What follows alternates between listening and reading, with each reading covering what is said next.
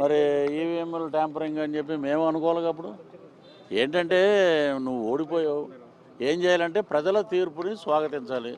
ఎక్కడైనా సరే ఇప్పుడు చంద్రబాబు నాయుడు గారు కానీ, రాజశేఖర రెడ్డి గారు కానీ, ఎన్టీ రామారావు గారు కానీ, వీళ్ళందరూ ఎలక్షన్ రిజల్ట్ రాగానే వాళ్ళు ఏం చెప్పేవారు, ఇది ప్రజా తీర్పు, ప్రజల తీర్పుని మేము శిరసావహిస్తున్నాం, సో దీని మీద అనుమానాలు ఏమి లేవు, ప్రజలు మమ్మల్ని వద్దనుకున్నారు అని చెప్పి ఉంటే ఉందాగా అరే బ్రహ్మాండంగా మాట్లాడాడే అనేవారు. ఈవీఎంల ట్యాంపరింగ్ బీహార్ అయిపోయిందంటాడు ఒకడేమో శ్రీలంక అంటాడు, ఒకడేమో మేము మరి మీరు 151 అన్నప్పుడు ప్రజలు ఏం చేశారంటే 151లో 5 క్రెయిన్ పెట్టి లేపేశారు, మధ్యలో 5ని 11 ఉంచారు.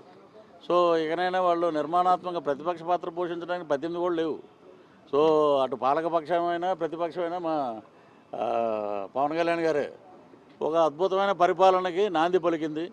అటు కూటమిలో ఈ రాష్ట్ర చరిత్రలో కాదు దేశ చరిత్రలో కూడా ఒక ముఖ్యమంత్రి ఫోటో ఉంటుంది పంచాయతీరాజ్ శాఖల్లో కానీ ప్రభుత్వ ఆఫీసుల్లో కానీ. ఈ రోజున ఒక పక్కన చంద్రబాబు నాయుడు గారు సీఎం, ఓ పక్కన పవన్ కళ్యాణ్ గారు డిప్యూటీ సీఎం, 2 ఫోటోలు ప్రతి ఆఫీసుల్లో ఉంటున్నాయి. ఇది ఒక శుభ పరిణామం. రాష్ట్రంలో కార్యకర్తలందరూ బ్రహ్మాండంగా మేము అద్భుతమైన ఏదైతే అనుకున్నామో దానికే మహిళలు అలాగే అన్ని కుల మతాలకు అతీతంగా మేము ఓట్లు ఇచ్చాం, దాని ప్రకారంగా పరిపాలన ఉంటుందని చెప్పి అందరూ ఆనందంలో ఉన్నారు.